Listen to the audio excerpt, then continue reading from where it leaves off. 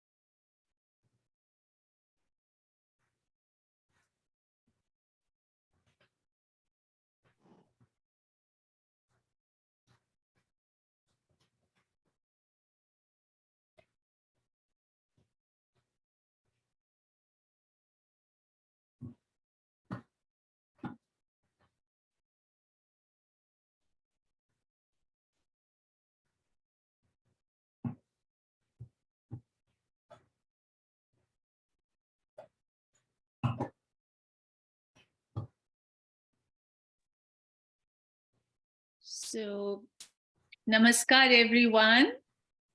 Namaste, Panichi. Namaste, namaste. Namaste. Let's see, who all do we have here? I guess a few people might join a little bit later. We have quite a few here. So we have Madhuri ji here. Madhuri ji is here Namaste, too. Madhuri ji, you are the faculty associate for today? Yes, I am, Panichi. Great. Thank you. All nice right. to see you again. Good to see you too, Madhuri ji. So I will go ahead and start us off. with our prayers, and then Madhuri ji will start the mediation of, or rather the facilitation of the group discussions and presentations. Is that how we are going to do today, Madhuri ji? Yes, Punitji, thank you. Okay, okay. So let's all sit down straight and eyes closed, and chant Om 3 times. Take a deep breath in and out. And another deep breath in. Om.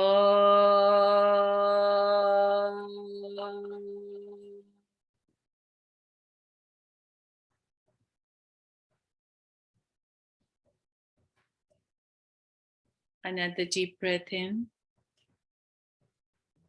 Om.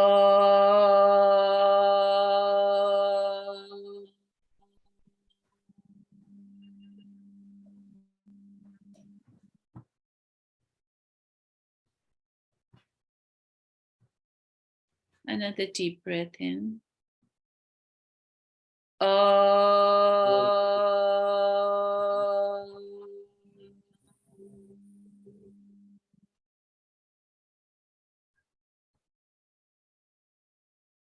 Om Sehna Bhavatu Sehno Bhunaktu Sahaviryam Karvavahe Tejaswina Navadhi Tamastu Ma Vidhi Vivadyahi.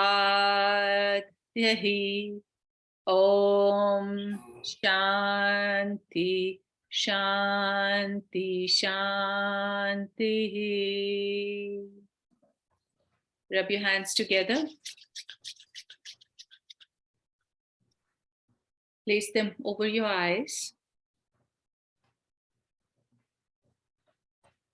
Take a deep breath in. Welcome.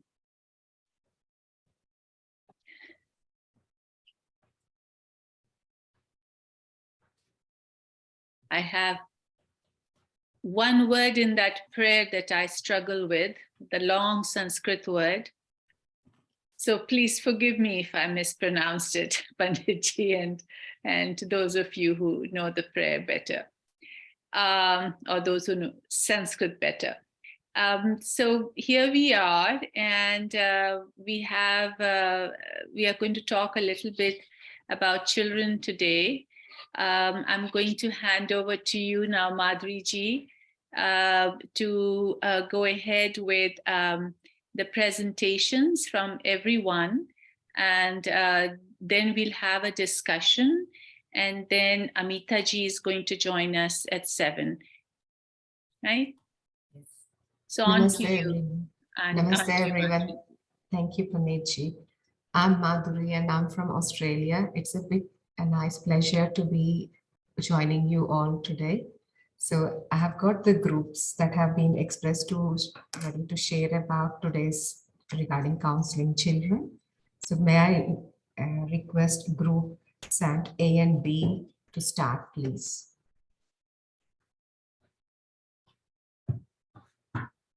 I think that will be us. Namaste, everyone. So we're going to be, I'll have a conversation with Oshimji, and we're going to do a quick rapid fire question again. So Oshimji, just to start off, what is the Pav Bhaji generation? What do you think? You're on mute, sorry. Sure, Madhuri ji, you can just let us know right away, and we'll definitely stop. Cool. So the Pav Bhaji generation is just like a Vegemite or a Natla sandwich, Bhavesh ji, where we are in between looking after the interests of both the younger and the older generation. So what do you think the demographic profile is for someone in Australia? I think it's really us, anyone between 20 to 40, where we are like the first generation immigrants in this country, and we are really putting the roots down um, for our generations going forward. So just in the Aussie language, we are the Vegemite between the two breads. Pretty much, yes. Very nice. So just a quick one, another quick question I had regarding the internal conflicts between the elder generation and the younger generation. And for those who don't know Vegemite, the Americans and South Africans, it's a really bitter yeast extract, by the way. All right, so for the internal conflicts, I think as Australian, it was the independent mindset, the Western ideas of freedom and liberal decision making to each their own belief system. These, along with being Australian Indians, I think the language barriers between the younger generation and the older generation, the dress code, the influence of the iPad and iPhone are a number of internal conflicts that we see at our temples. Nice. So what's the role that the counselors will play between with the children and the the family overall? There are two key roles, I think. The first one is Yatrayam Sakha Jivane Karuna, in travel a companion, in life compassion. When someone comes to us for counseling, it's very important for us to be as patient and kind with them and just listen to them out. But it's not a permanent solution. And I think the real role of a counselor is to strengthen the temple infrastructure in their local communities. If we go back to the Vedas, joint family systems, nuclear family systems were all described very clearly. It's not necessary for a Hindu to have a joint family.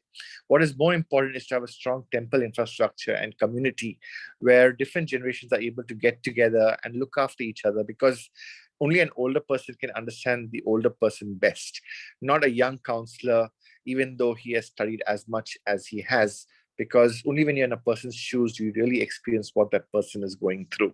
So being able to contributing to that strengthening of the temple infrastructure, I think, is a critical role counselors play, both in individual capacity and in professional outlook, I think. And do you have a... Thank you. I think. Thank you. It's a nice way to present, actually. And it's a wonderful way to look at the Australian sandwich happening with Vegemite. So we might do this a bit more later. So can I give the next group the opportunity? Victoria, please, group 2, Vaishali ji.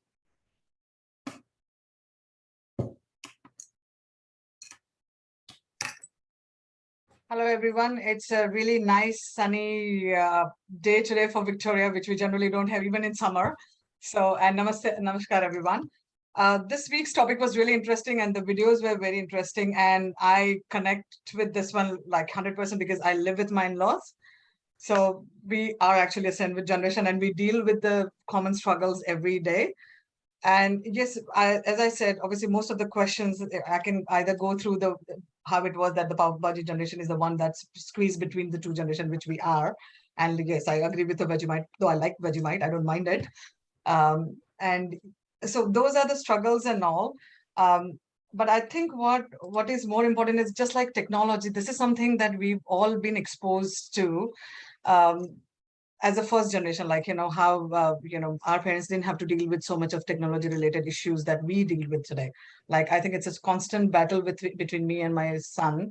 And then how their teachings are, how we were brought up. There's a lot of things like, I've been brought up with a very permissive parenting, but I think myself, I'm a very authoritative because I think I feel that moral responsibility of not fixing things, but like, I feel that, with this technology, things are going to go wrong way because it's not something that my brain is accepting easily.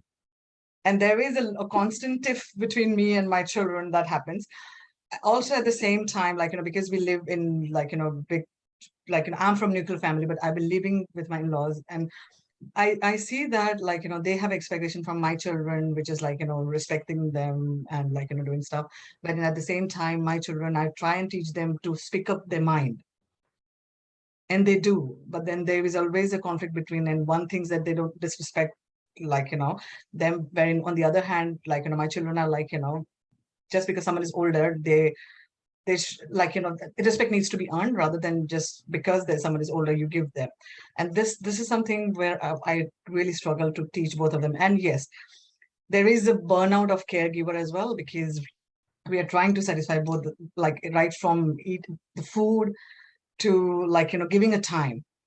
Like, my children are equally demanding about, our time for them. And it's the same because my father-in-law is on dialysis as every time. That's the reason I come like, a little bit first so that I can go and drop him. And so like, there is a Tuesday, like, on Saturday, there's a birthday party around that time. And like, if my husband and I both are busy, one is dropping off. And if we have to say no for a birthday party, my kids would get upset about it. Or like, it's the kind of balance that we're constantly struggling with. And I think it's like, I could so much relate with this one. So, and yes, I would say as a counselor, and I as I said, this was before I started, but I always believe in the varnashram, what we had, like, brahmacharya ashram, then we had grahast ashram, and I did believe in that system, and to the date I believe, because it is very important. But if like, one of our relatives in New Zealand, like, they put their father-in-law who had Alzheimer's in a old age home, and like, they had to get a lot of backlash from everyone in their, like, town in India, because they just didn't, it was considered that they didn't take care of him. But it's the other way around. He needed the care which could only be provided by professionals. So I think it's overall we have to change our views towards this. And that way, like, it will be, and also the expectation management, and like, I think like the day I get to 1 hour for myself, it's very important for me, because it's good for my mental well-being and physical health as well. But like, it's the realistic expectations that is like, though it says like, Dr. Shah said, like, everybody needs to set, but sometimes it's not possible. And there is always a constant financial struggle as well that everybody has to face. Yes. So yeah, those are the things I would say is like, there were a lot of takeaway points, but I think about the solutions, I'm still like, and I would be really happy to hear everyone's view today. Yes, As a counselor, how can they help? Because it's about like, it's not going to be a one person's counseling. It's kind of going to be like a whole family counseling, where everybody needs to understand and control their expectations. Thank you, Vaishali, for sharing. Thank you. I think I can go on, but I think 3 minutes have already Yeah. happened, I guess. But I want to just share, like, we are all almost into the similar way of living. And for me, it's personally, I felt like I learned more as I went through the course last year. Yes. And as you go through different topics, I'm very sure you will find more answers as well. Yes, because I am looking for few like Yes. expectation management is the main thing I'm dealing with. So yes, I would All really the appreciate best. it. Yes, Yeah, thank you. Thank you. Thank you. May I request Namni ji, please, if you're ready next. Namaste, Prem Namaskaram to all. I'm from South Africa Group 4, Cape Town. Firstly, I just want to maybe just mention one of the challenges we're facing at the moment in keeping up with the course is that we have about 10 to 12 hours a day load shedding, which means we have no electricity, no Wi-Fi, etc. And so it's been a bit of a challenge, I think, in the last 2 weeks, keeping up with everything. And we don't expect it to get better.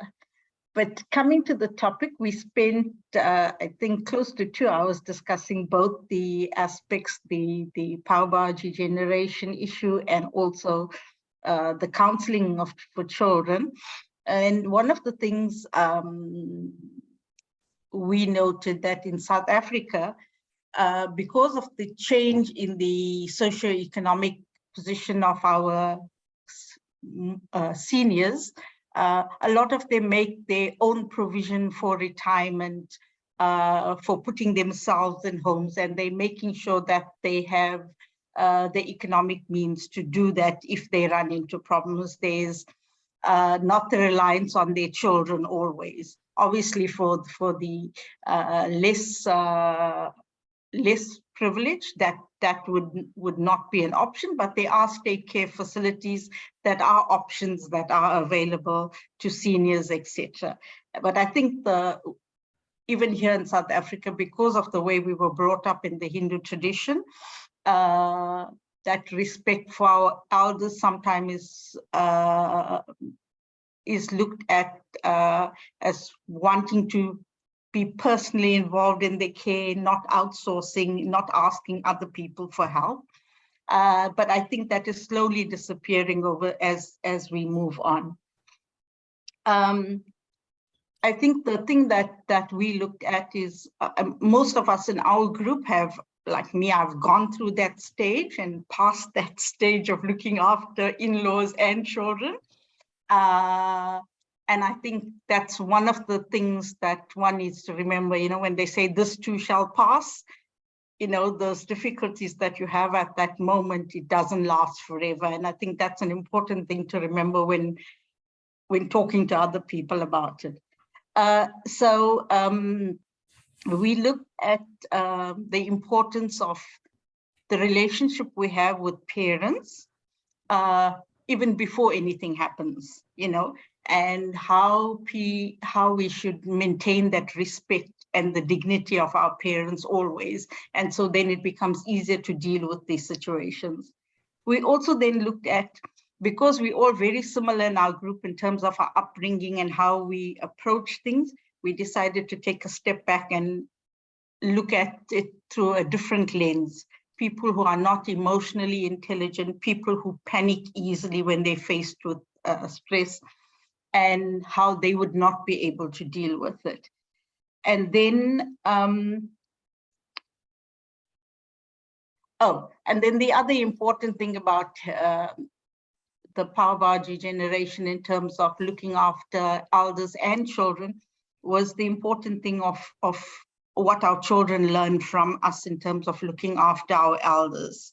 And, you know, I know there's this story about Indian parents who put their grandfather out in an outbuilding and fed him in an old enamel cup and plate. And when the grandfather died, the son went to retrieve the cup and the plate from the bin, and the parents asked him, why are you doing that?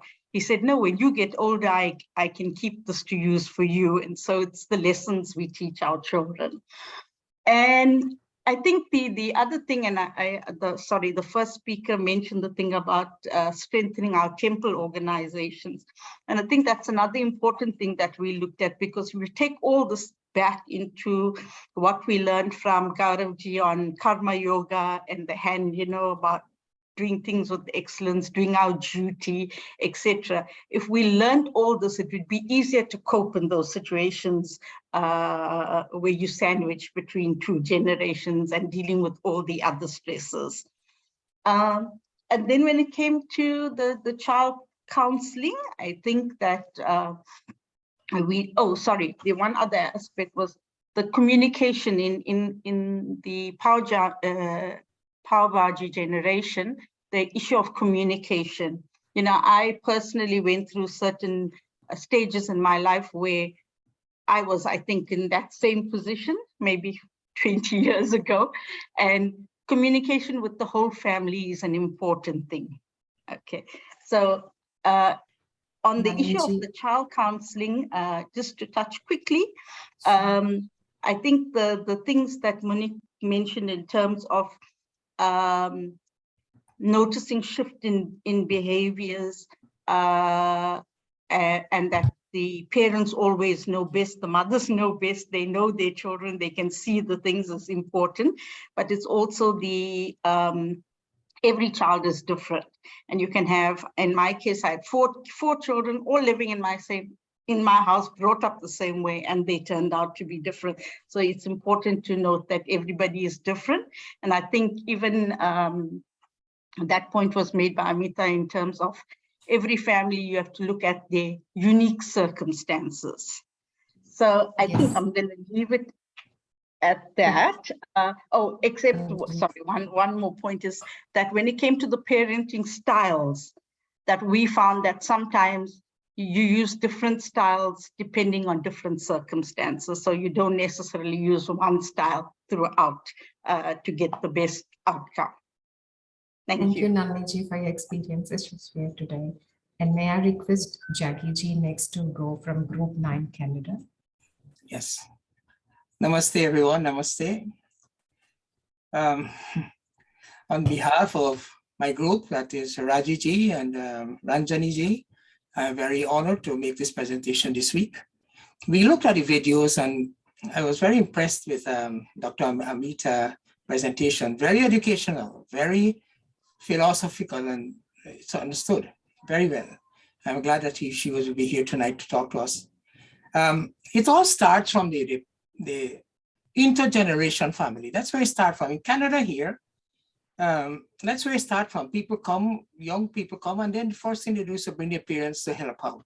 It is not an issue. It is a great benefit to them because they help in various ways, taking children to school, cook, feed family, do work. Otherwise, the intergeneration, that is very good.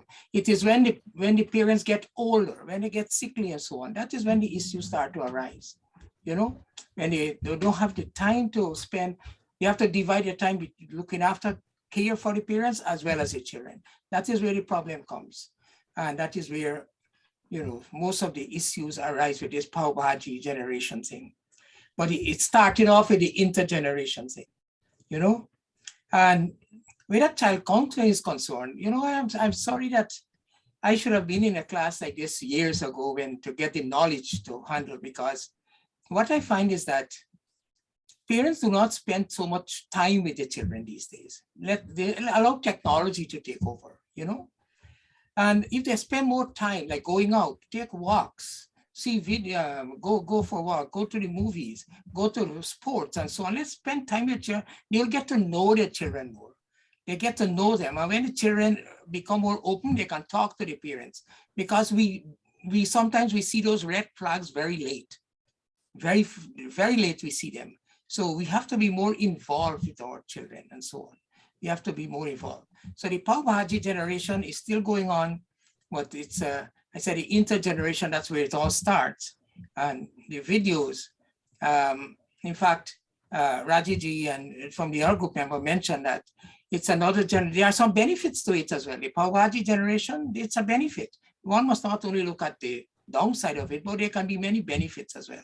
One of it is children are seeing how old people are taken care of, how to take care of your parents. They are seeing that. That becomes an educational thing. It stays with them. So when they get old, they will expect certain things, you know? So I think my 3 minutes are up there. Thank you very much. Thank you so much, Adiji. Thanks for sharing that. Can I next request the group from Western Australia, Muralidharanji, to share?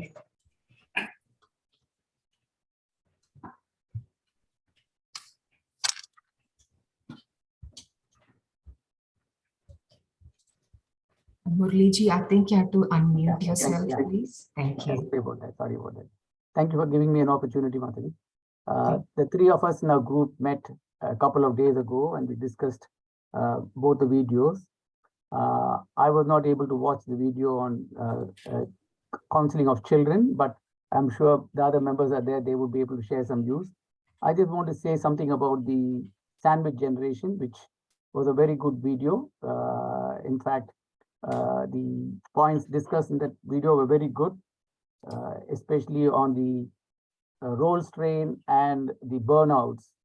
I think these are all practical problems that many of us have gone through. In fact, the phase of sandwich generation in one's life is not something new. I think most of us will go through that.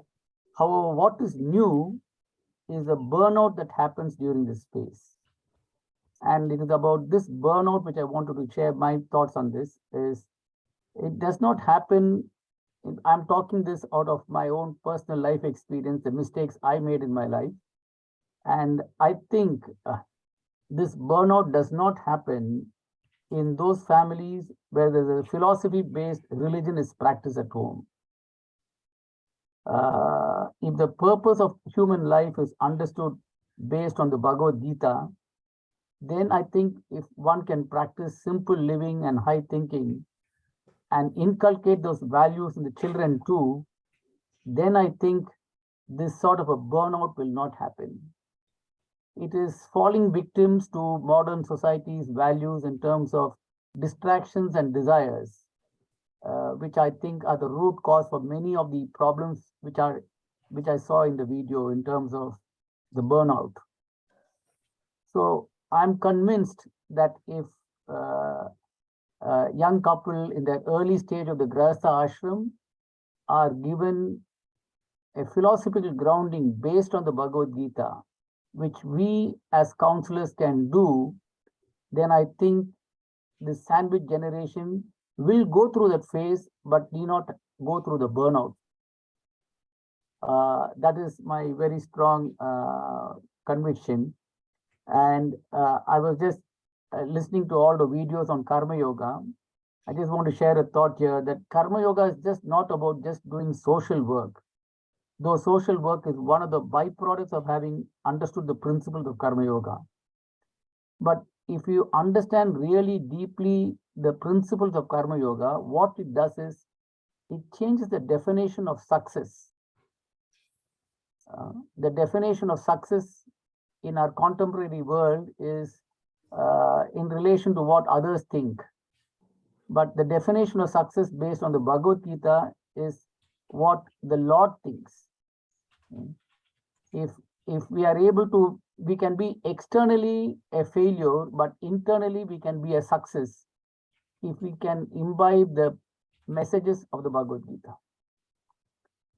So that is after seeing the video, I felt that though the video was very good and comprehensive, in terms of solutions, I felt we'll have to go to the Bhagavad Gita to find solutions, how to manage this, what you call the sandwich generation phase. Regarding the video on counseling of children, I did not watch the video, but my other colleagues watched it, and they said that there were topics which are not covered in that video, like bullying in schools, peer pressure, the Hindu phobia which is there, and the low self-esteem children go through, especially the Indian children in Western world. So they felt that these were not adequately covered in that video. I have not really watched myself. Some of them are there in today's thing. So if any of them would like to talk, especially Sashi, if you would like to say something on that, you're welcome. But I have finished with whatever I wanted to say. Thank you. Thank you, Muralidharanji. I think when we do the assignments, there are angles wherein we can express those thoughts of topics to be covered as well. And I'm appreciative if you can mention those assignment things, and we will do topics in future. Could you please repeat, Mati? Sorry, could you repeat? I was just saying, like, in future, we will incorporate those thoughts of what has been missed, as you said, like bullying in school for kids and stuff like that. We can Okay. those in future. We will definitely keep a note of it. Thank you for sharing. Thank you, Mati. Thank you. Thank you. So my next group request is from Premji, and they have done like an audio recording, which I'm happy to share through playing. Just be patient with me.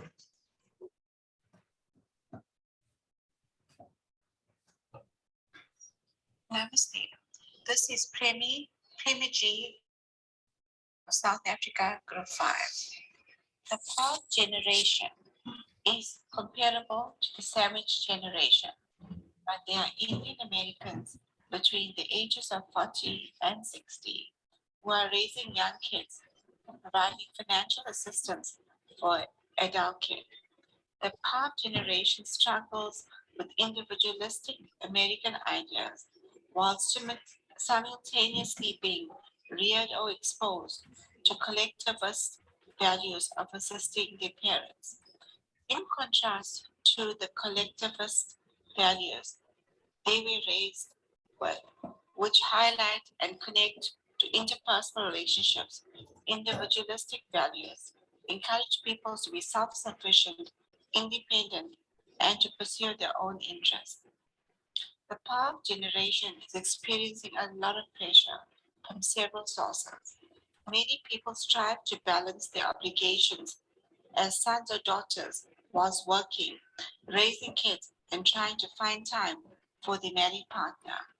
According to research, people frequently feel inadequate in their many tasks since they are unable to do any of them well.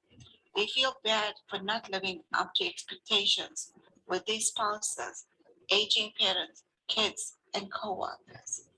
Due to scheduling issues with their caregiving duties, They might be skipping work meetings or deadlines. The PAR generation never meets their own wants because they're constantly giving to others. They experience extreme stress daily. Due to disregarding their own needs, many caregivers suffer from physical or mental health issues.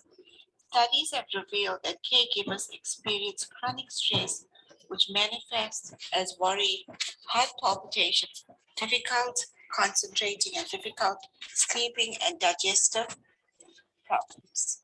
Thank you. This is Premi Perumal, South Africa, Group 5. Thank you. So I have got the next request from Group 12, Dirakshaji, and she has also shared a video. I'm actually playing that for you to. Hybrid parenting is a shared responsibility between parents. It takes two parents to make a kid. Therefore, sharing the responsibility of the kids is vital. It is when the parents share the responsibilities for the kids, even if the parents are separated or living. In my experience, when we relocated from Durban, South Africa, to Cape Town, South Africa, I lived for 6 months away from my kids, and my spouse was the primary parent. I shared my responsibilities from afar until they arrived to Cape Town to join.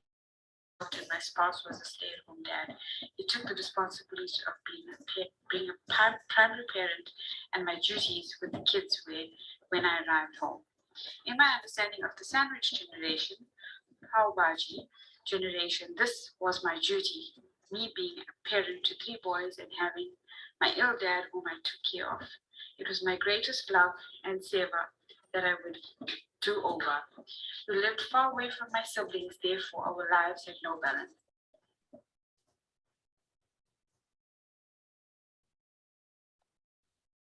And I have got part to We continue. learned to as share well. responsibilities so that each of us had a break.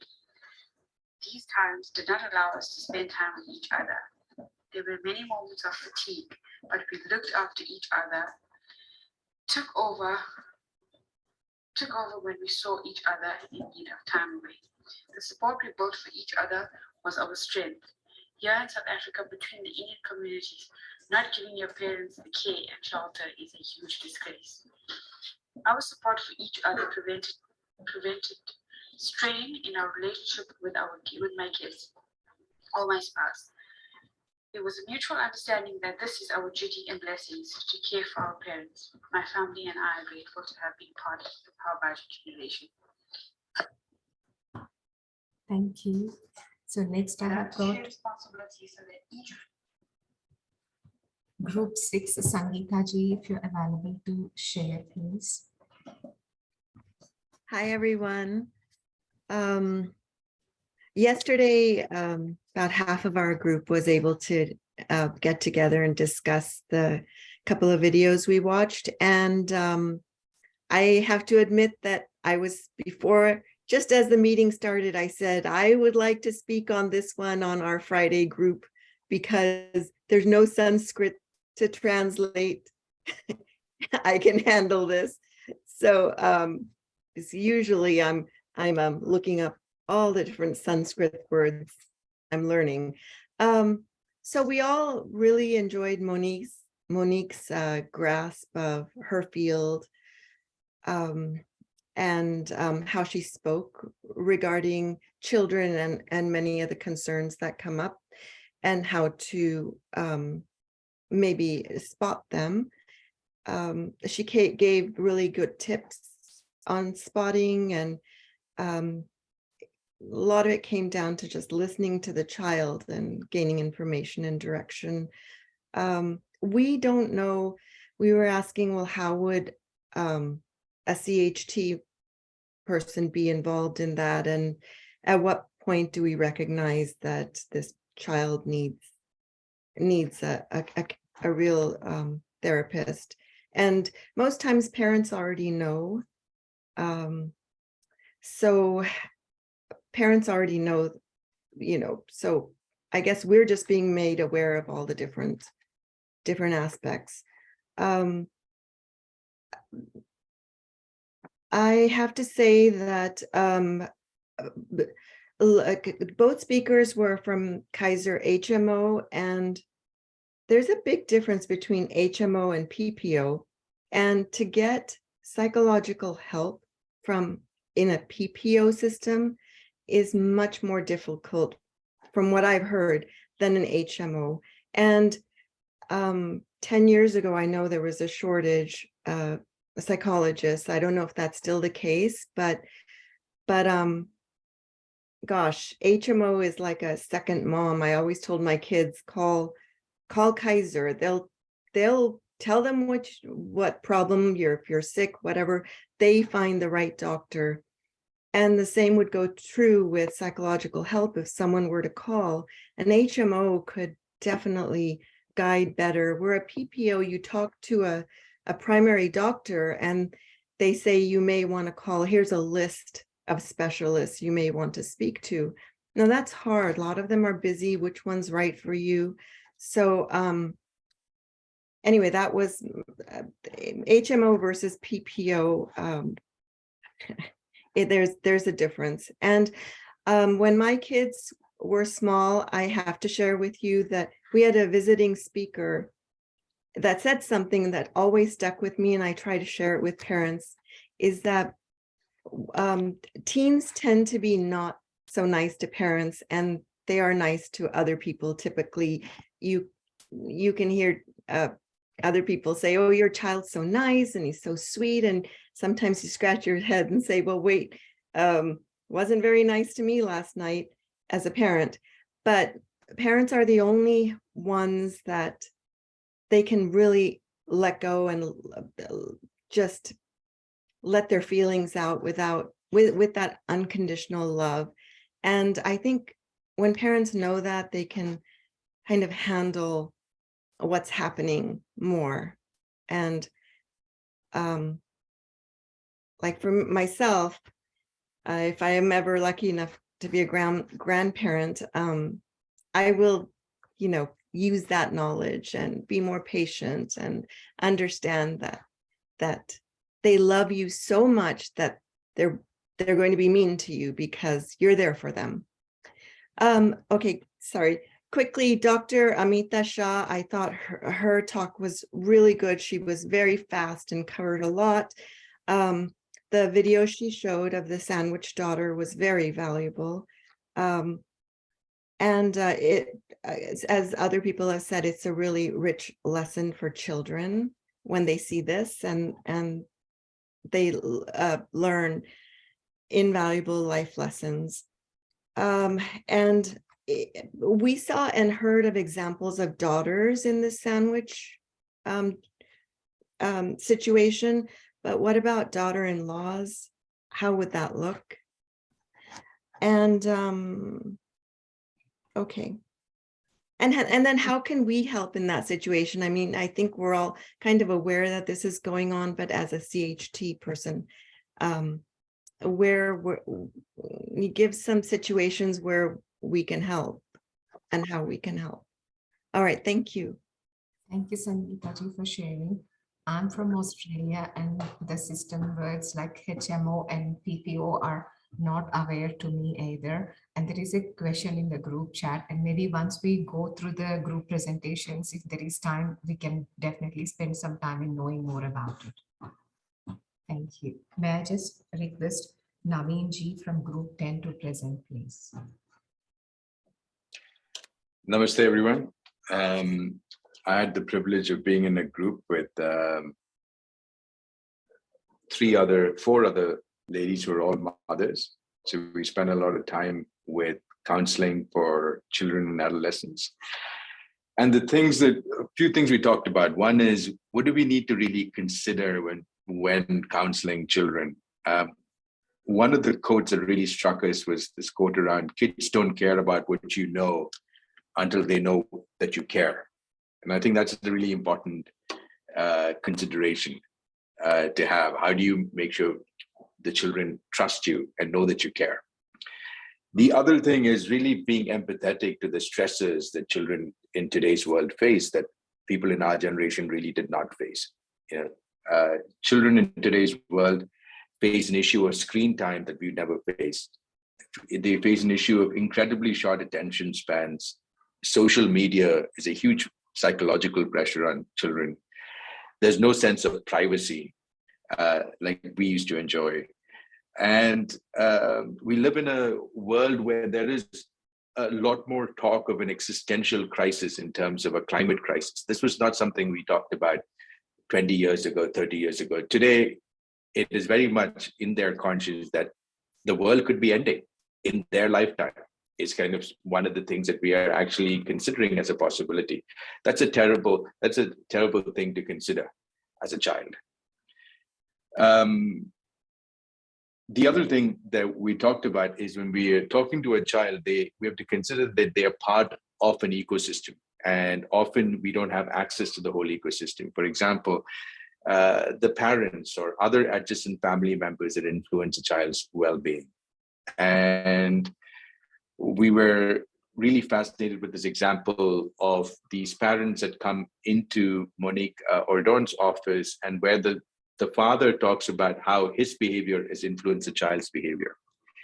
And we often find that children are often born to parents that are not healed. They have not worked through their own emotional issues, so they pass that on to their children. So sometimes talking in isolation to the children alone does not help. And then finally, we really love the example that Monique gave about when you find your child doing something to help. In this case, she talked about dishwashing, how the child was washing dishes, although no one asked this child to do it, to really celebrate that. And we felt that that really ties into the wisdom of the Gita, where you notice the child doing something, not because of any pressure from outside, or not to prove something, or not for validation, but purely from the love in their hearts to support and help. We should really look at those situations and really encourage them. And hopefully through that encouragement, they develop an intrinsic motivation to do the right thing in the world. So we thought, in a way, Monique is really sharing with us how when we see children have that wisdom, to celebrate that. That's it for me. Thank you. Thank you, Naveenji. I have got Updeshji next from Sydney Group 2, please.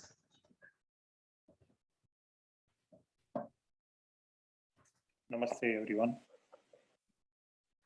Namaste, everyone. Regarding the counseling of the children, I'm on the behalf of my group. I'm presenting here. Regarding the counseling of the children, this area of counseling is a very sensitive area, and I need a very particular and very skilled and trained experts to address such kind of emotions which comes in the which child is facing, because child is the in any civilization, child is the medium which passes our custom and traditions to the next generation. And in present time, how the technology and the present lifestyle of families, how it's affecting our children emotion. And because the children are now exposed to the things which they are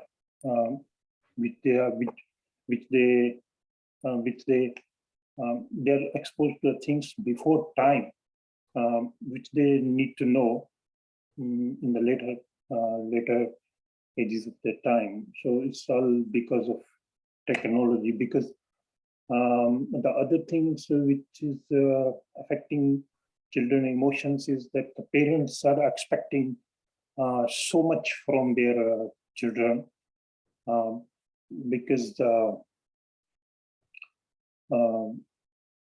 and the other thing that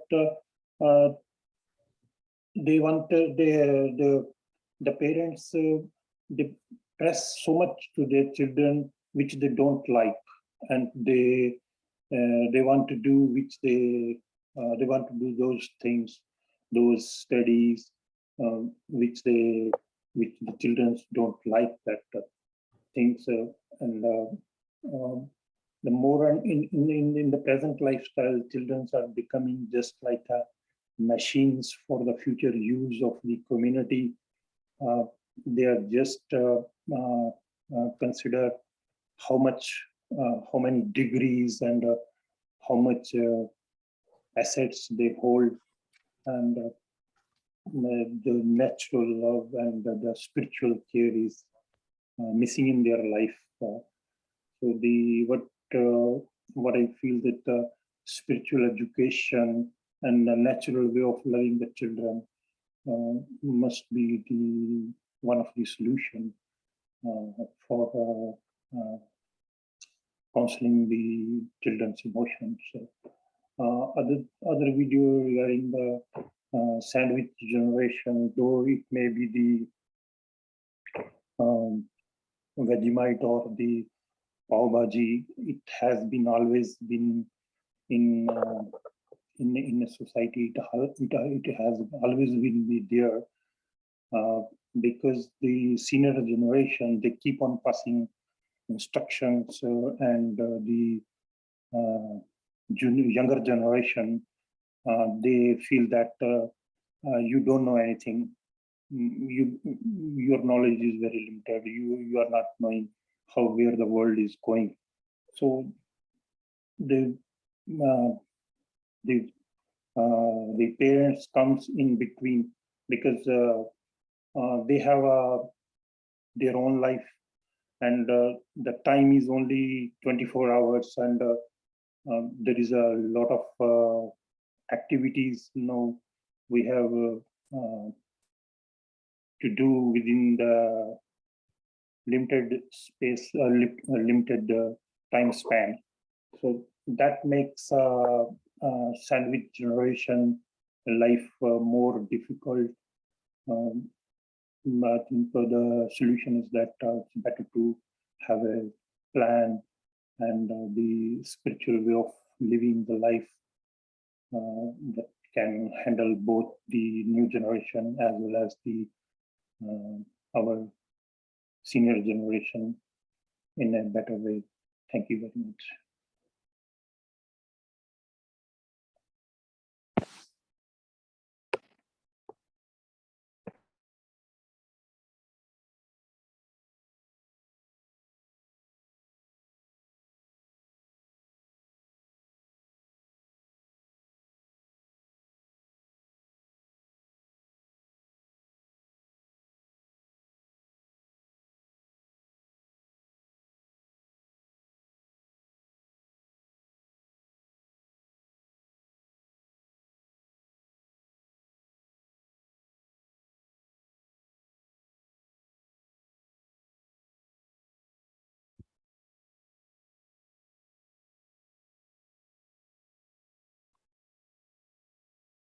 So is there anyone else who's speaking now?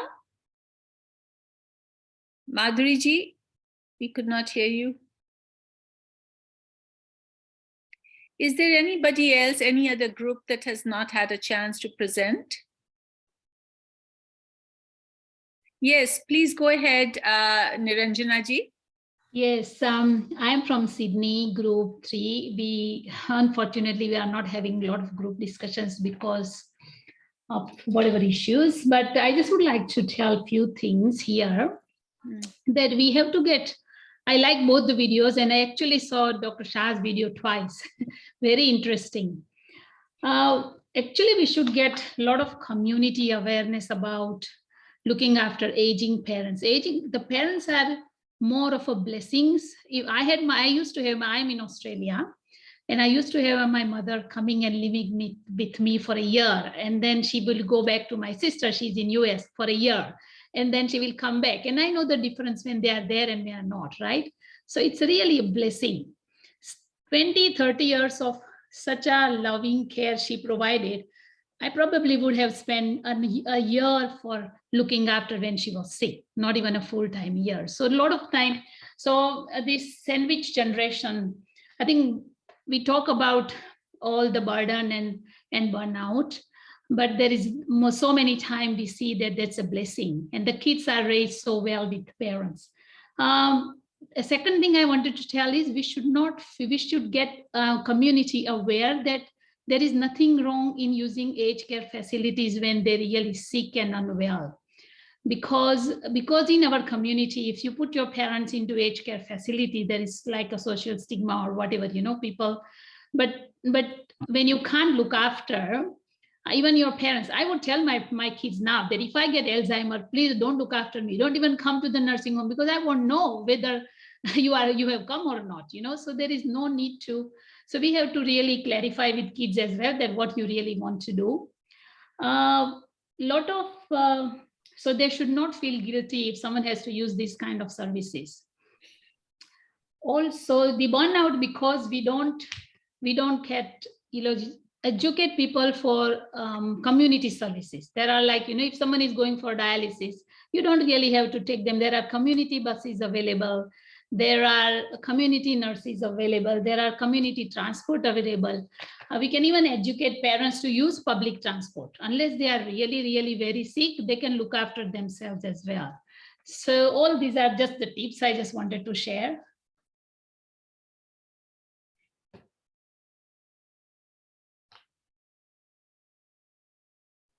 Thank you, Niranjana ji.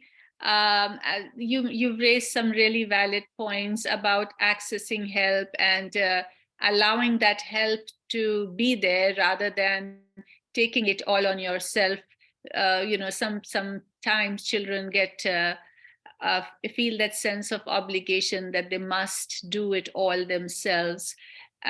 So there is absolutely no harm in using the resources that have been made available in the community, in the society within which you live. An excellent point. If there is a conversation about that between the parent and the children, then there need not be a sense of obligation and guilt associated with it. Which is the other group now that needs to present? Do I see someone here? I have gone through the list that was provided, Puneetji. And I just gave a message if someone else is there to share. So no one else has responded so far. So I'm not sure if anyone else we missed out today. Yeah, let's ask anybody else who has who is representing their group and has not shared.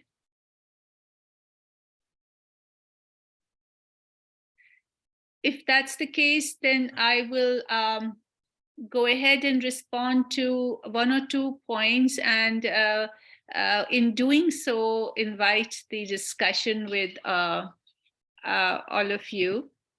So one of the things I think we've, as was pointed out, using community resources,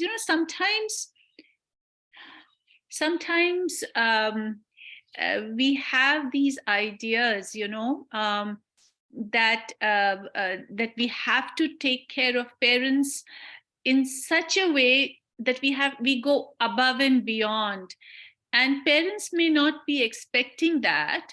They want adequate care, but so if there is a community bus or service available to take someone for dialysis, as you mentioned, Niranjana ji, it's okay to use it.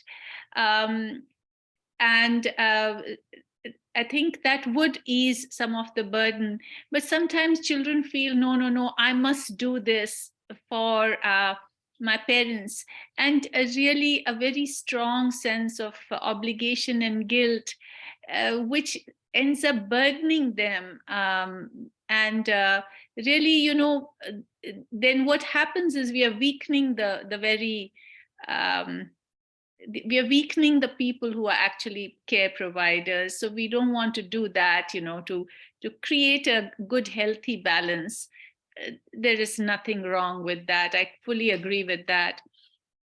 Another thing, I think that there was some concern about HMO, PPO, who to reach out to. So, in all organizations and all countries, Australia, Sydney, and in Sydney and in other places, there must be certain therapy providers, for children, child counseling, I think reaching out to them is a good idea. It does take a while to figure out where to go. But just because there is some reluctance to figure out where to go, not reluctance, but some difficulty, don't allow that to come in the way of sort of just going out, reaching out to someone, even if it is not the optimum person, is better than not reaching out at all. So that's something to keep in mind. Very often, the primary care physicians don't know where to send you, so you end up having to do a little bit of homework. And I think what comes in the way sometimes, the two things that come in the way, one is the stigma of taking the children to see a counselor or a therapist.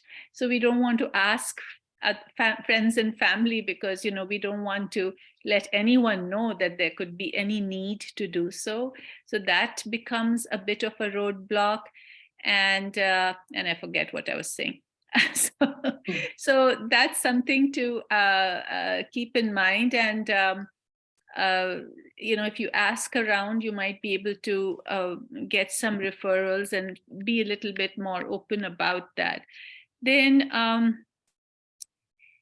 someone else mentioned something about teenagers taking out anger on the parents. I wanted to say something here that that's really a very, I don't know who was talking about it, that, Sangeeta ji was saying that, they do that because they feel that's a safe place, they feel that the parents will provide them with unconditional love and be more accepting if they are rageful towards the parents. And when parents don't provide that acceptance and unconditional love, then that sort of creates a little bit of a rocky relationship between the parent and child. So here, and this is what I have noticed again and again, two things can happen. I've noticed, and though things might be different in different families for sure, but one of the parents will get really upset.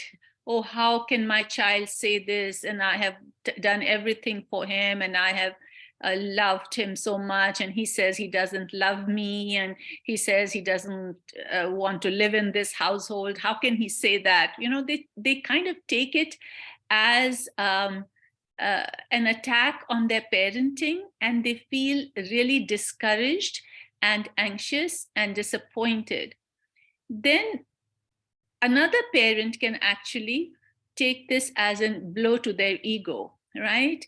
How dare you speak like that to me, and you're an ungrateful person, and so on, So one parent gets sort of melts with sort of sadness and anxiety, and the other parent will blow up in rage. So it's really important to remember that teenagers seem to be doing this because they want to separate from the parent. I think if you remember the first seminar we talked about, when we talked about collectivism and individuation and how that differs from culture to culture. So teenage is the time when they need to assert their own individuality and identity. So it's kind of important not to take their anger outbursts personally, you want to address the issues, but you don't want to get overwhelmed by either of the two emotions, either kind of having a meltdown yourself or kind of becoming extremely rigid and authoritative and punishing them for having an outrage. So both these things to keep in mind, that you've got to keep your ego aside when you're parenting. That's not the place where you play it out. So once again, being aware of that ego and how it's coming in. and when we, I think that's the most important thing when dealing with teenagers. Let's see. So the other thing is that I think I heard some people talk about, the community and the children and how they might not be, they're not seeing a good kind of a role model with regard to respect and how, and things like that. I think in our culture, I mean, it's a wonderful thing that we do indeed respect our elders so much. And the Mahabharata is, of course, an illustration in that respect, right? With the Bhishma Pitame and the regard that everyone has for him. But I think we also have to start now thinking about respecting children. And I think we are missing that piece a little bit. I don't know about how it is in the Vedas and the Puranas, but definitely in our culture, and in our society, we don't see a need, nobody talks about respecting the children, we talk about respecting our elders. And respect is a two-way street. And you cannot command it without giving it to the other person, even if that person is a small person, tiny person. Those are some of the points I wanted to make. And I want to open the forum for any comments or discussion.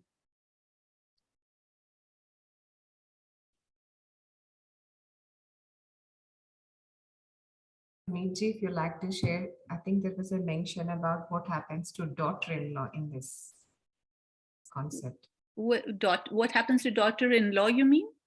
Yes, that's what I think Sangeeta ji was talking about, like in her group presentation.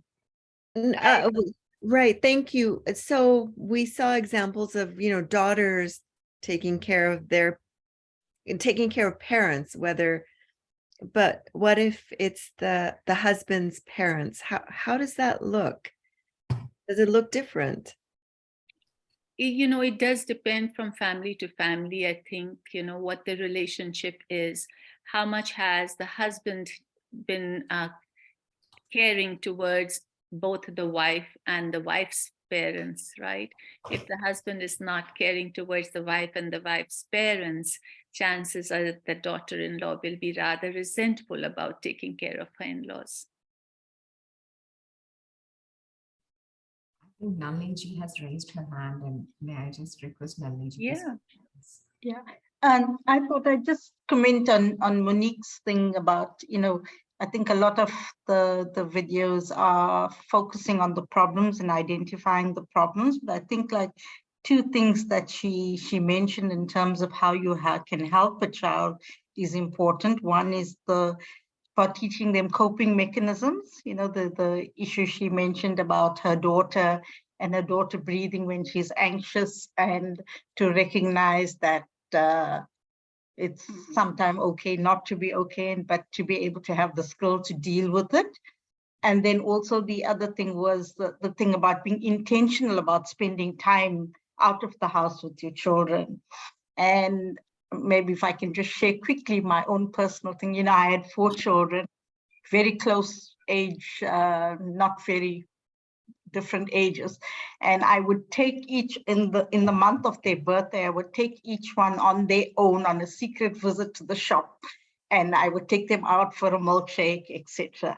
And it was only when I think they were in the 20s that they realized that I did it with all of them, because each one thought that was their special time, and it was something, it built our relationship. But it was a secret visit. We'd make an excuse and we'd disappear.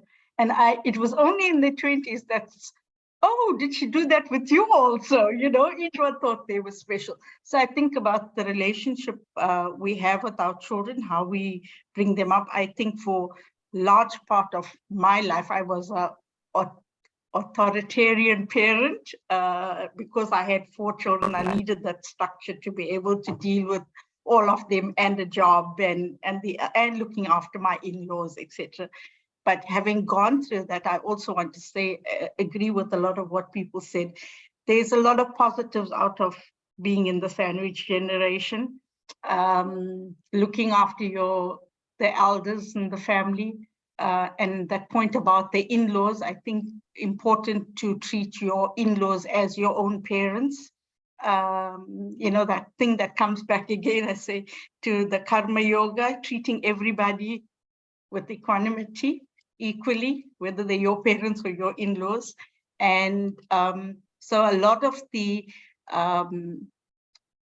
variables that can help change the stresses, etc., come from what we know about karma yoga, what we know about compassionate presence. So everything we're learning here, what we're doing in doing counseling is reactive.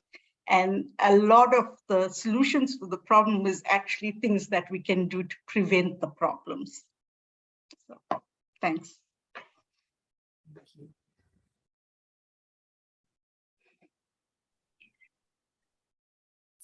So, anyone else has any thoughts, questions, comments?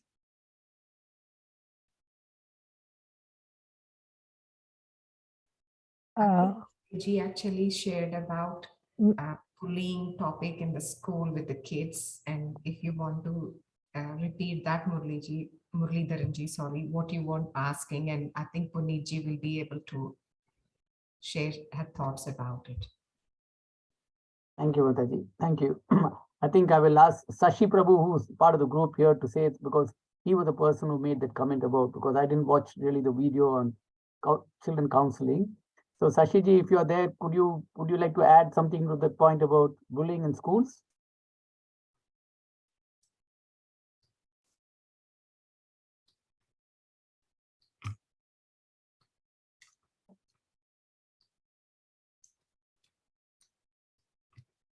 Okay, if no one else is ready to address that, okay, we might hold that for now. I think yeah. Rajiji is ready to talk. Can I just give Rajiji the opportunity next, please? Yeah. Thank you. Thank you.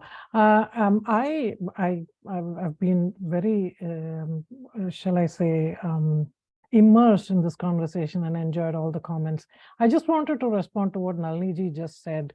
I also did think separately with my kids, but I never hid it from the other kids. My father did that, and I have to say that it felt, when you find out later that he did it with everybody else, when he would do something with me and tell me, don't tell the others, as a child, I always wondered why, because it didn't matter to me. If he was doing something nice for me, that's fine.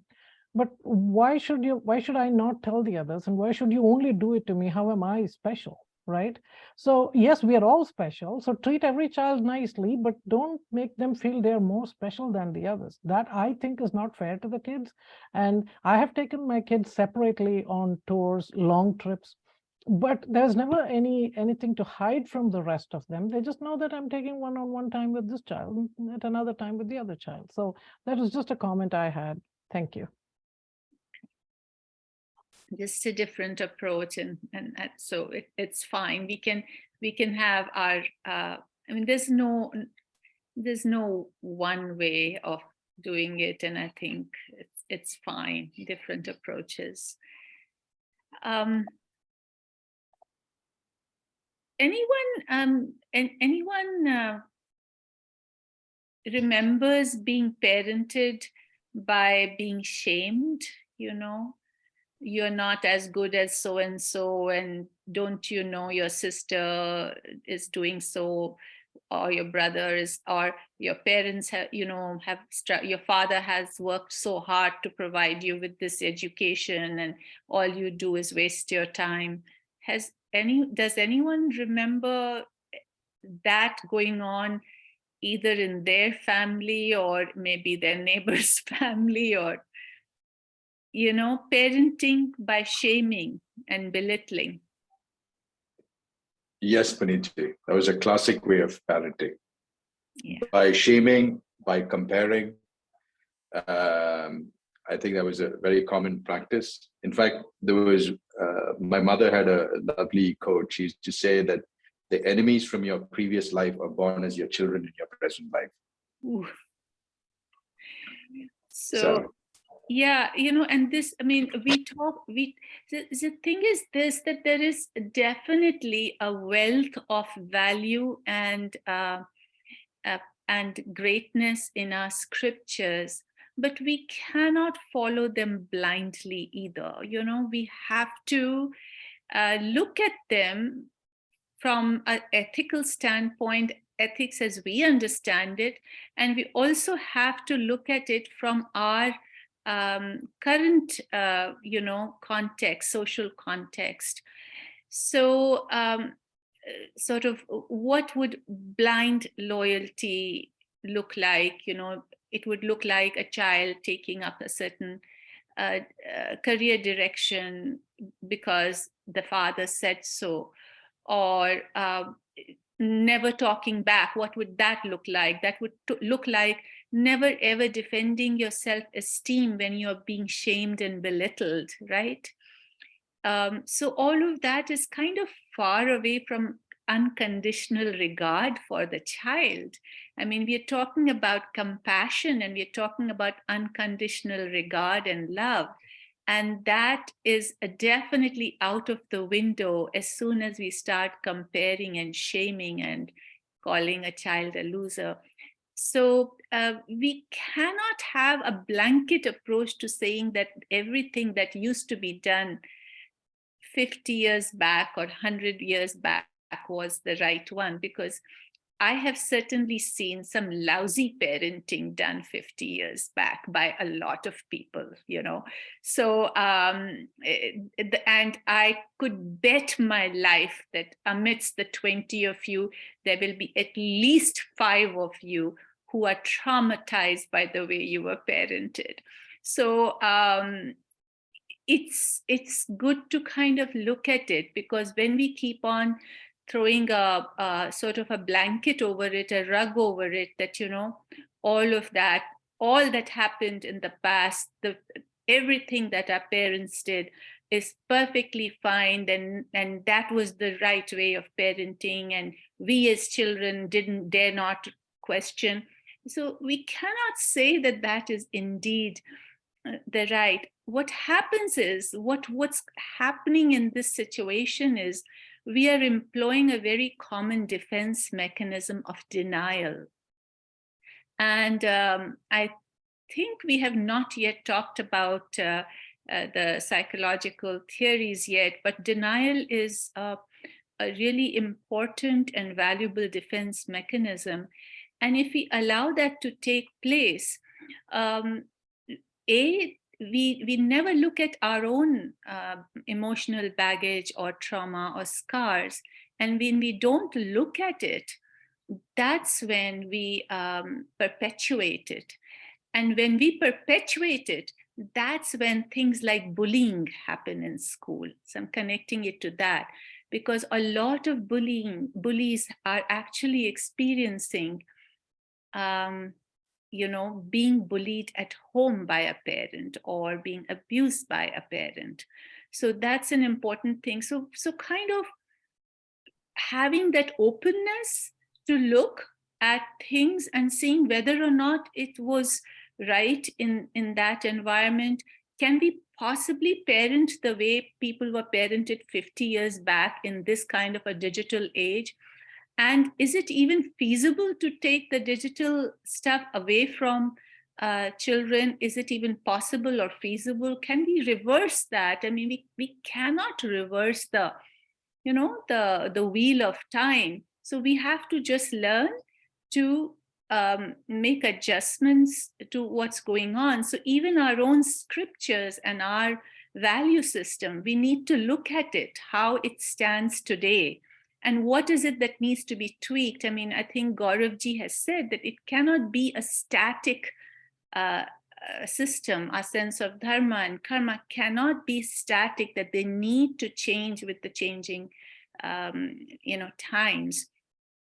And yes, you know, a lot does rest on the woman, but why? Why can it not also rest on the man, right? So, I mean, I heard someone say that the daughter-in-law is like the root, but why, right? Why can it not be either one or even both, right? So those are the things we have to start looking at, because once again, you know, the daughter-in-law can sacrifice herself for the well-being of the whole family, but then that is the very collectivistic concept that we have, and to what degree are we going to accept it is something to think about. Maybe it's okay, maybe it's not, but it's just at least questioning it. Yes, Ashimji. Ashimji, you have a very interesting point you raised, that why can it not be both? And I think it's a question that really comes up quite often. And I think as all counselors here, it's a discussion worth having. And I think there are fundamental reasons why there are certain things a woman can do that a man cannot. And women can actually do it better. And if you look at the Vedic scriptures, end of the day, it's really the women that can give life to a new person. And intrinsically what that does is the nurturing nature, the ability to care for someone is inherent in a woman, but not inherent in a man. A man has to learn how to perhaps care, but for a woman, it comes naturally. And this is not a patriarchal or a matriarchal debate. It's more of just the way humans have been wired right from the days of tribalism. So back in history, if you look at when we were small tribes, small communities before mega cities had come into existence, even a group of the men would always form a perimeter outside the village while the women and children would be in the middle. Not because fundamentally men had to fight and protect and women had to care for the household, but that's just the way humans have evolved over time. So I think by saying that daughter-in-law is actually the root of is the trunk of the family, it's just to say that even though Vedic system does not differentiate between patriarchy and matriarchy, these are Western concepts. The Vedic system is more beautifully phrased in a quote where the man is the head and the woman is the neck. And where the neck turns is where the head goes, actually. So there's a lot of subtlety in all these, I think, concepts. Thank you. Yeah, that's fine. I mean, I think everything is fine, even an authoritarian way of disciplining is fine. But let's just do it with some thought, you know, that, okay, so maybe couple has a discussion ahead of time. This is how we are planning our life, and this is how we shall parent, and these are the rules we should have. So having consistency between both, and likewise, even if it is the wife or the woman who's doing the nurturing, so long as it is something that the woman agrees to do in that situation.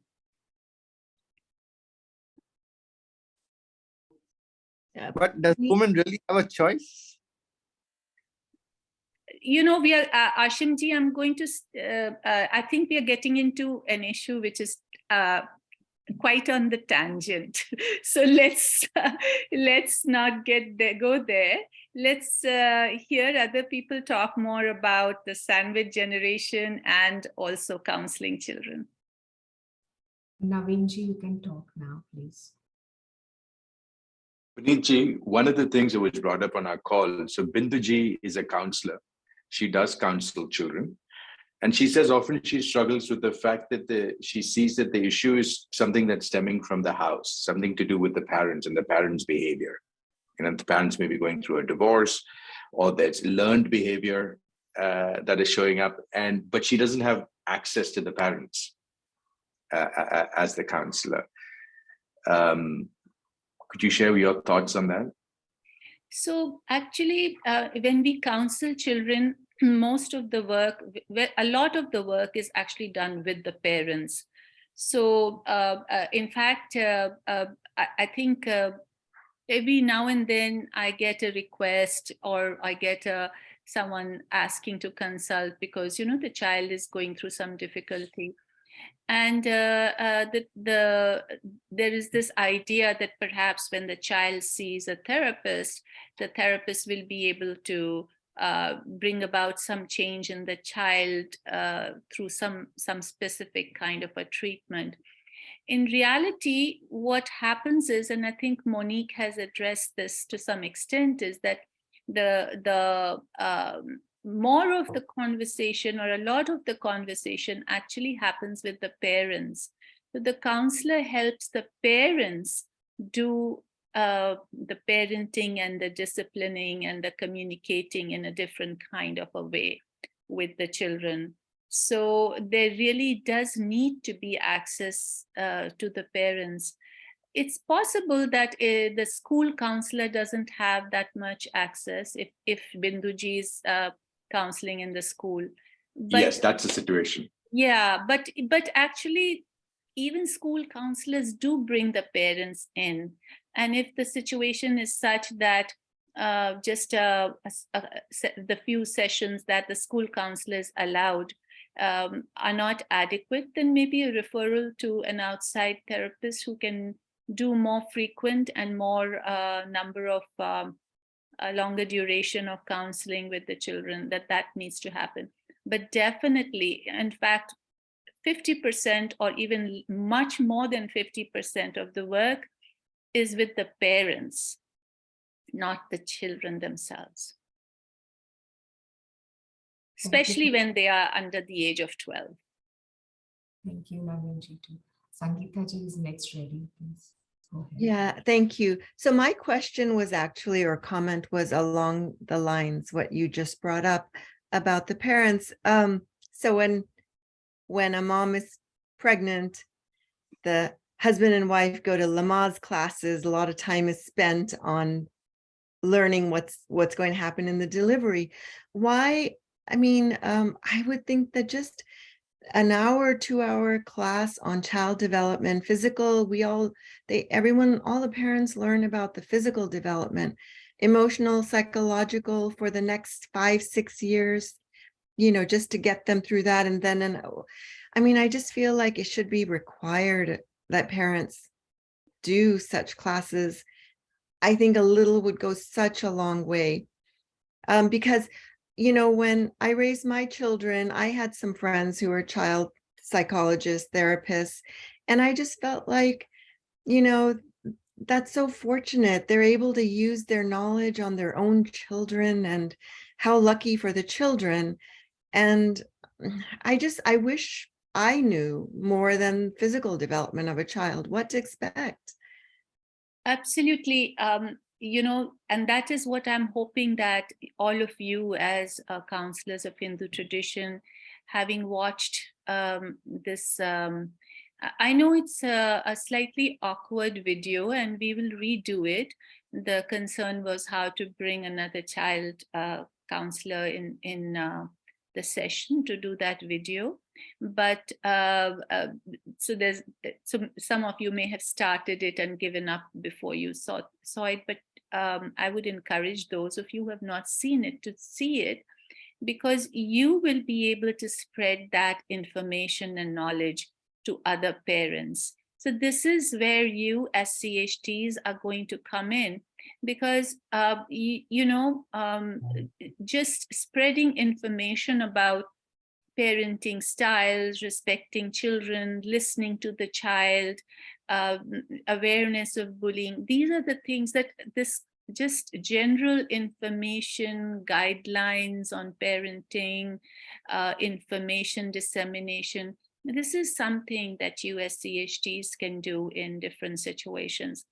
And you're so right about, because when I had my children, I had barely started my education as, with my PhD and all that. And it was not until I was working side by side in the same room as child therapists and counselors that I saw their different approach. And I too have a lot of regrets about the fact that I didn't know all of this sooner, I would definitely have done things differently. So absolutely, I echo the same emotion there. And I encourage all of you to listen to the video, look at what it means to communicate and regard a child, and and go out and, spread the word, talk about it with each other, with other parents in different settings. And yes, there could be formal parenting. And actually, there are formal parenting classes. Parents often don't seek them out. Thank you, Puneetji and Sangeetaji. I think Amitji is ready now. She's joined us just now, and we got 30 minutes with her. Wonderful. Thank you. Welcome, Amitaji. Puneetji, can you introduce Amitaji, please?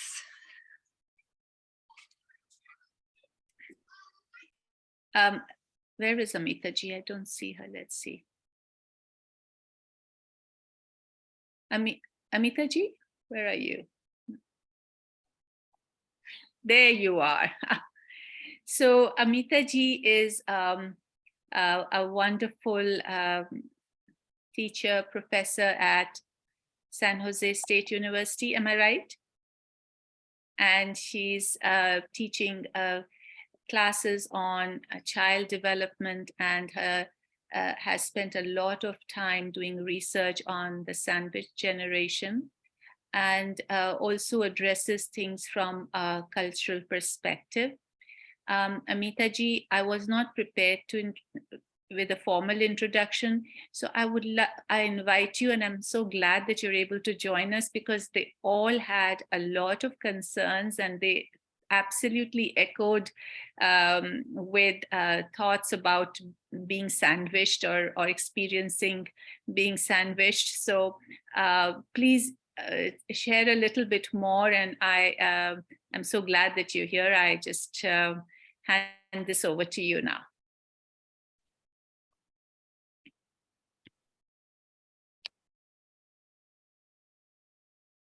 Amitaji, you're muted. Please unmute yourself. Sorry about that. So I have been teaching at San Jose State for over 10 years now. I'm in their child and adolescent development department. I've taught courses on contemporary parenting, and I actually just heard some questions related to parenting. So I'm just going to quickly post. I just put up a new blog on my website, which I'll talk about in a little bit, but I'm just posting that link there. It talks all about the parenting styles, child outcomes, and lots of free resources for parents. But my contemporary parenting students this semester have created these parenting presentations for parents that's highlighted in this blog. But I also teach social emotional development for children and adolescents, raising children in multicultural societies, as well as lifespan development, like looking at a life from infancy all the way through death.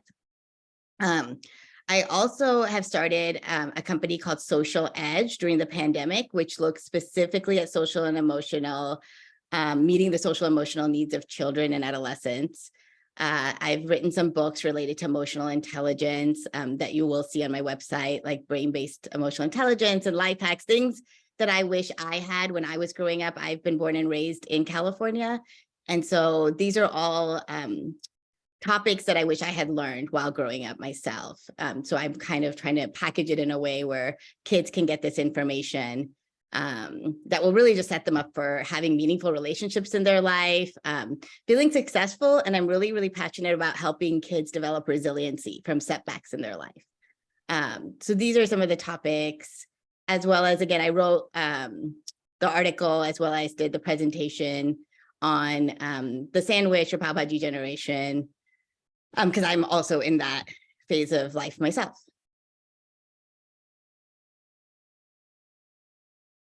Thank you, Amitaji. Nice to see you today. And we have a lot to learn from the techniques you have shared. And I think as a counselors, we just need to know how to get the guidance for help, whom to approach. And it's good to know there are lots of professionals who can get the help to the right needs to meet. And I think we can now open for discussion. If anyone would like to talk to Amitaji, please go ahead, raise your hand, and we can go in the order.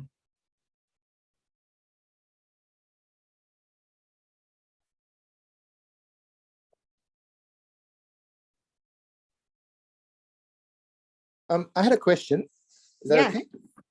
Amitaji, what is your thoughts on raising third culture kids, or have you looked at how third culture kids orient themselves in new society?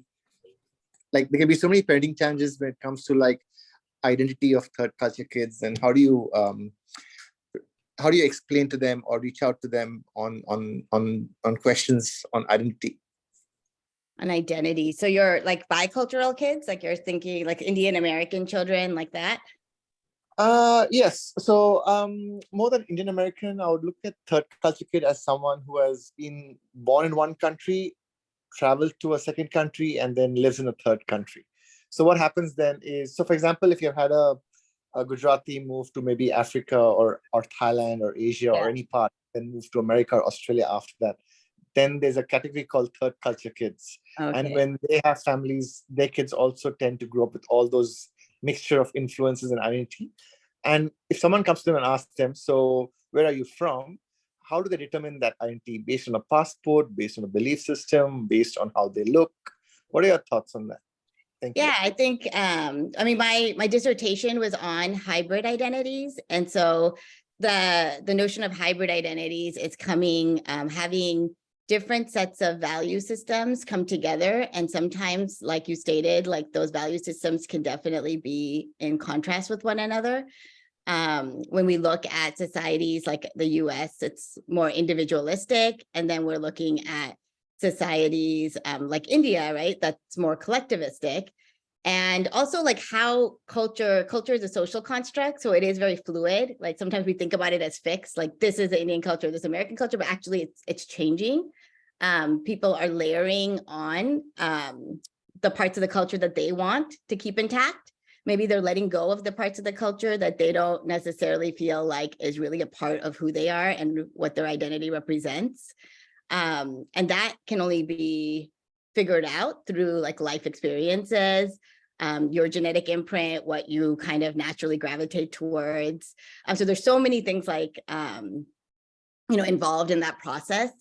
And so I think it's really important to just like think about like, how are we passing on this culture? So when we think about that social construct, like who's passing it on and how are they passing it on? So culture, there's like visible aspects of culture, like when a grandma passes down a recipe and it's like a family recipe versus like certain value systems of respecting elders.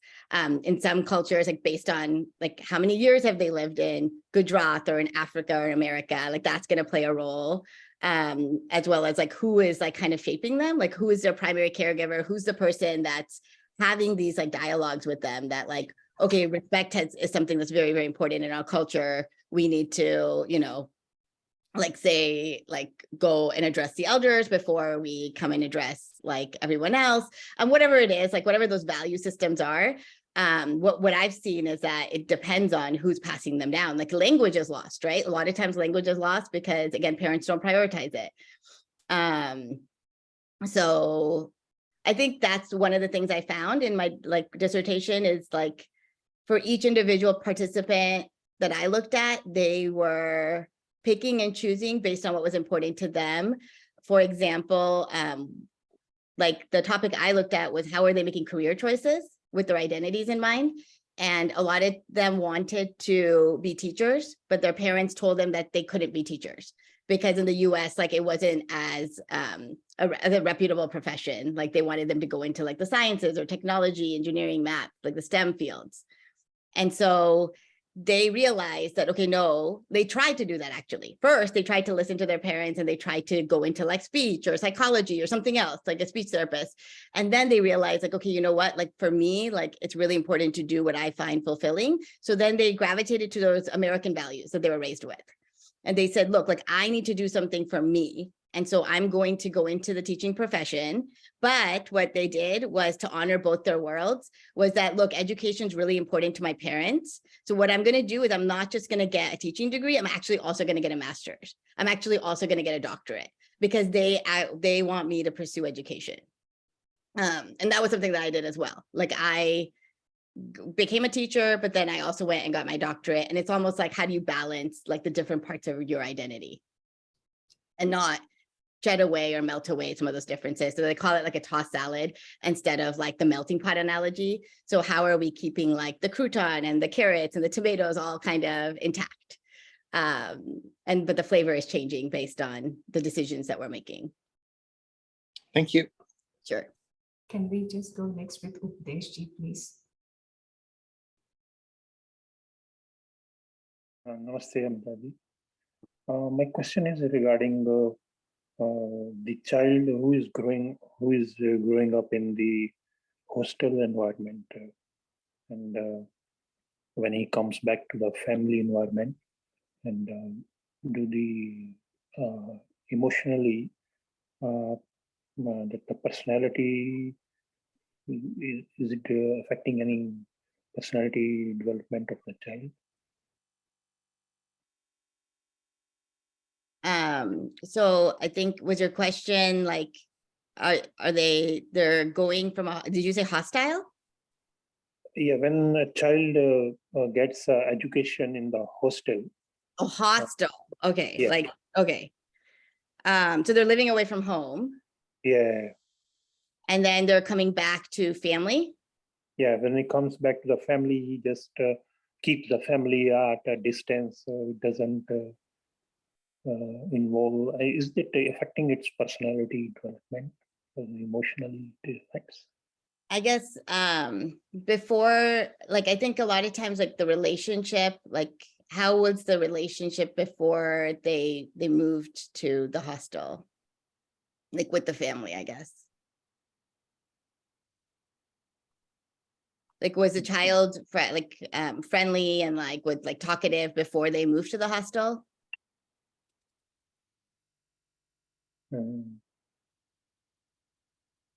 Is that in that case, if the child behavior, how it behaves with the parents? Yeah.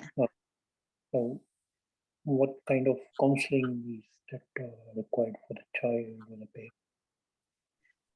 So I think so, like a lot of the work that I do with families, we help families just sort of like just be there with their children in terms of like building that relationship. So figuring out like what that child likes to do, or like, I mean, they're probably an adult now, but figuring out like, what did they like to do, and like doing that with them, you know, more relationship building. Active listening is a really big one. So a lot of times parents sometimes jump in and try to tell their children like what to do, or what their opinion is. But a child just really wants to be able to say what they want to say and have their parents not necessarily like, when you accept what they're saying, it doesn't mean you agree with them. So sometimes maybe they're saying something and you don't like agree with them, and you want to say, no, I don't agree with that at all. But actually just accepting that they are having this other opinion that's different from your opinion, and just like again, just being with them, you know. But it's like, it's based on the age of the child. So like starting from a young age, and really like if they want to really go see some movie, or if they really want to go like play with their friends, like having their friends come to your house so that you can really see like what are they talking about? What do they like to play with?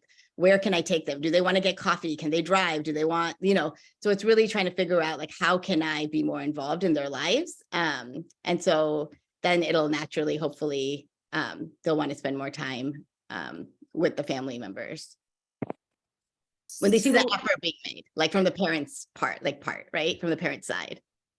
Was that Updeshji who had that question? Yes.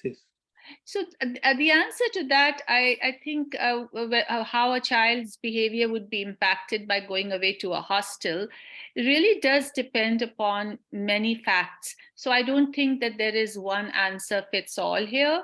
It depends, as Amita ji said, on the relationship. It also depends upon which hostel, what's his hostel environment, how does he fit in over there? Does he encounter bullying? Does he happen to have a friend over there who's already gone there and had a good experience? So it depends upon many factors. I don't think that there is categorically one answer, you know, and definitely there are well-adjusted children who have gone to boarding school in India, in Dehradun and Nainital and so on. And then there are some who've been really traumatized by the experience. So it really, really does depend upon many factors, and it's, I don't think we have an answer for that, one single answer for that. Thank you. Pradeep. Go ahead, Amita ji. Sorry. I think next Jackie ji is ready to. Yes. Namaste, namaste. Dr. Amita ji, very nice. Your videos are very impressive and educational. And I just would like to, if you can throw some light on children delinquency is a major problem in today's society. What do you think are some of the major causes, and how can we overcome that? What are some of the resolutions? So can you define like delinquency? Like, what do you like? Like, what I mean is that talking back to parents, not doing well in school, not listening to them, doing things that you told them not to do, that kind of thing. Being late for school, absence from school, things like that. Okay, so like acting out. Out of the ordinary, yeah. Yeah. So, I mean, I would say that there's some like multiple reasons that this could occur in a family setting. So from what I've just like, if I'm generally speaking, this is why I do so much work on parenting styles. It's because the children that oftentimes act out, like if they have really, really strict parents, you can see that happening, the authoritarian parenting. If they also have permissive parents that just let them do whatever they want, whenever they want it, you're going to see that they're impulsive. They're going to be able, they're going to want to do whatever they want to do. They don't care. They disregard others. They maybe lack empathy. With authoritarian parenting, you're seeing that the children, the strict parenting, you're seeing that they can themselves turn into bullies, like they mimic their parents' behavior. What else? Like neglectful parenting. So parents, like in the pandemic, what we're seeing is a lot of parents actually, they were so stressed themselves that they weren't able to really take care. So children actually have developmental needs. Like every age has a developmental need. So when those needs are not getting met, they feel like they're not being prioritized. So they feel like they want to do whatever they want to do. They actually don't care about other people. Like it's a skill that we have to teach them, a skill on developing empathy, caring about what their parents like are saying to them. They have to care, but they have to see that their parents care about them. When parents disregard them and say, go to your room, go to your homework, what are you doing? Why are you here? And they don't actually make an effort to understand like what their kids actually are needing and wanting, then they oftentimes do act out. They oftentimes don't care. They have, you know, parents have to help them figure out their motivation, like inner motivation and drive. Sometimes parents only focus on the extrinsic rewards, like they maybe give them money for their grades, or they give them conditional love where like if it's based on a condition, like you got good grades, I love you. Oh, you're not performing well, then, you know, so it's like they're playing these psychological games with them. So there are, again, lots of reasons. Like I know kids that aren't getting enough sleep, like in adolescence, like social media, like parents that need to set boundaries. And that's going to affect your mood when you're not getting enough sleep, when you're not eating properly. So there's like the physical health, right? And then there's the social, like if they feel like they're not, friendships are big. Like if they feel like they don't have good friends at school, then they're not wanting to go to school. They're going to wake up late. They're going to self-sabotage themselves. So there's like these 4 domains. So there's a physical domain. There's like the social domain that we talked about, like having a good set of friends, the emotional domain, your mood, and then the cognitive domain, like the mind, right? And so when they're off balance and when, and a lot of it again goes down to just how are parents meeting these needs. And in the beginning, it's easy when the parents are just like infancy, when the parents just have to take care of their child, like be really, really hands-on. But the toddlerhood years can get really hard because they start having their own opinions. and parents actually have to let them have choices.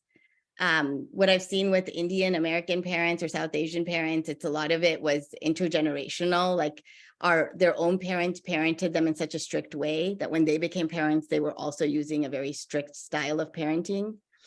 The preschool years is all about emotional regulation, and the Indian culture actually doesn't talk very much about emotions.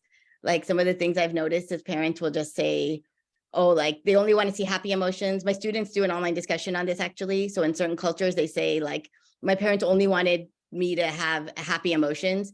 If people came over and I was in a bad mood, they would tell me just to cut it out, stop it, like be in a better mood. There's people here to see us, like put a smile on your face. They would say, go pray to God. If something was wrong, they'd say, oh, go pray to God, the God will fix it. But there wasn't an actual discussion of like, what are the problems that these kids are actually having and how can parents solve it without overreacting, without judging them, without getting angry, without getting reactive. So, I mean, I know that was a lot, but it's just, there's so many. Thank you. That answer. Thank you very much. Yeah. Thank you. Next, we have Naveen ji, please. Amita ji, I just want to get your thoughts on the current mental health situation among children. There is a feeling, or there's some reports that we are facing a mental health crisis among children for a host of variety of factors: social media, environmental existentialism, a sense of isolation, disconnectedness. Is that an exaggeration, or do you feel we are dealing with a serious issue? No, I definitely have seen this with my own students and the stats and the pandemic itself. So I think this is definitely going to be the next big crisis that we face as a society. And so I think that's a one thing that we all need to really think about, like how can we support our youth, that they're going through so much. And I don't think parents are understanding like how severe this is, because there's kids. I mean, my friend, I have a very good friend that's a social worker at PAMP, and she's telling me how many Indian kids they're actually seeing. The parents are putting a lot of pressure on them with their AP classes. They're not sleeping. They're taking pills so that they could stay up and get better grades. At the middle school the community I live in, the kids are handing out flyers talking about how much pressure they're under, how to talk to a kid created a flyer that said how to talk to your parents about pressure and what that looks like, what that means. So it's trickling down. So it's not only just, there's like the social media, like you talked about, right? Feeling isolated during the pandemic. So kids lost their friends during the pandemic because they couldn't see them. They were in their homes. If they had a social bubble, they had a social bubble, but friendships changed after the pandemic because of that. And this is a really big deal, like, especially again, in the US. Like I went to school in the US, so I can tell you, like going to school and not knowing who you're gonna sit with at lunchtime sounds like a small thing, but actually it's a very big thing for kids to not know, like what am I, like, it's anxiety provoking. And based on the age that the kids were at, so the preschool years, they were telling me that kids are having obsessive compulsive disorders because they're washing their hands so much, because they were told so many times, oh, you touch that, go wash your hands. Oh, you touch this, go wash your hands. So we're seeing that. We're seeing kids that are not able to look each other in the eyes, multitasking because they were on Zoom. They were playing games. They were on YouTube. I have kids. I have a high schooler. I have a fourth grader. They were having now they're having trouble like actually focusing and concentrating. If you were a teenager, your developmental milestone is hanging out with your friends and figuring out your identity. So it wasn't being at home and with your parents. So what were they doing? They were actually on social media a lot more than anybody else, because that was the only way they were able to hang out with their friends, was being on social media. Sleep, again, is being impacted because of pressure, because of, again, being on, not having boundaries around how to, get off the screen. So there's a lot of conversations that need to happen. And unfortunately, again, we live in California. It's when we look at contemporary parenting issues, it's like dual income families, parents that are also, again, parents themselves are dealing with mental health issues, right? So if you, self-care is going to be a really, really important thing for parents, because how are you going to provide that support for your kids and be psychologically available for them, to talk to them about, like, I constantly talk to my kids about what the impact of screens, like, and there's best practices, like to talk, like there's like Tech Talk Tuesdays, where you actually bring in, so you decide that you're going to talk about technology on Tuesdays with your kids and ask them what's going on social media right now, what's going on, you know, with your friends, how often, like, let's check your screen time. Do you think like you should reduce this? You know, so having those types of conversations about like healthy like practices, what is digital literacy? How do we use it in positive and negative ways? Teaching them to critically evaluate like the domains I just talked about in their lives. Are they in balance? Like, have they worked on, are they getting exercise? My friend will tell me that parents are sitting there telling their kids to go exercise, but they're not going and exercising. So how can you tell your child, like, go outside and like go for a walk when they don't see you doing it? So it's really important. So I'm glad you brought that topic up, because I think that's where, like, that's the work I'm doing right now. It's like I'm headed in this direction for that reason. Thank you. Yeah. Anyone else like to ask Amitaji? We got a few more seconds, or actually.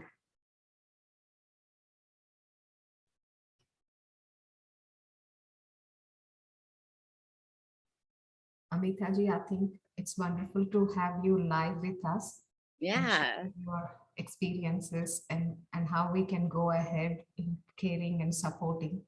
Being a parent is not an easy task, definitely. And we learn each day. From our parents, we learn something, and from our kids, we are learning still something. And it's an ongoing process, and professionals like you are like blessings in this process. Thank you so much. Thanh you. I think Eric G has a point to make. Yes. Hi, Amita G. Thank you very much for the talk. I'm curious specifically about the easy access to drugs, and I have a younger stepbrother who's not, I guess you'd still consider him a young adult. He's not quite out of adolescence, or maybe he's 24. And you know, shows like Euphoria on HBO, he's like, that was not very far from my actual experience. Yeah. So I'm curious, your views on how to deal with that, what that means for the future, how to maybe as counselors have conversations that parents are afraid to or don't know how to. Anything you'd like to share? That'd be helpful. Yeah. No, I think sometimes like parents are afraid. There's like this misconception that if you talk about a topic, then you're like introducing them to it. And that's not the case. So they're like afraid to even bring up the topic of drugs, or bring up the topic of just any, like those hot topics, like bring up the topic of sex, bring up the topic of drugs, bring up the, you know, like even when we look at like mental health education, like we talked a lot about like suicide, and like how if you find somebody that is suicidal, you actually have to ask them, like, are you going to harm yourself? Do you have a plan? And it's not, people think that like if you ask them that, then are you then planting that seed in their mind that they are going to commit suicide? And that's not the case. So one of the things I say is open communication and open dialogue. Like my son will tell me, because he's, you know, like he's in high school now. So we know that there's kids that are vaping on the bus. We've seen kids pull him aside. He's on the water polo team and have shown him the vape that they use. And we've noticed it. My husband noticed it, said, hey, what was your friend showing you? And then, you know, and he knew that what it was. And like what you're saying, like how easy it is to access on like social media apps, like Snapchat.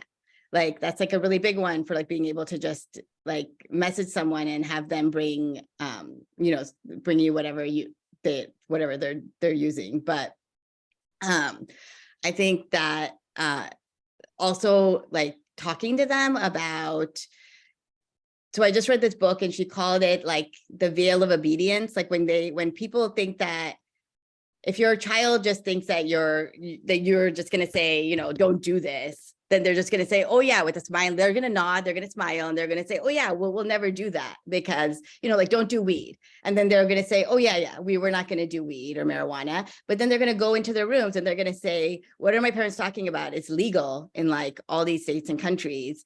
Like, what are they talking about? So they actually don't agree with you, but they're just saying, yeah, of course, we're not going to do that, right? It's like this veil of obedience that they put on, like a show for you. And then behind the scenes, they're thinking something completely different.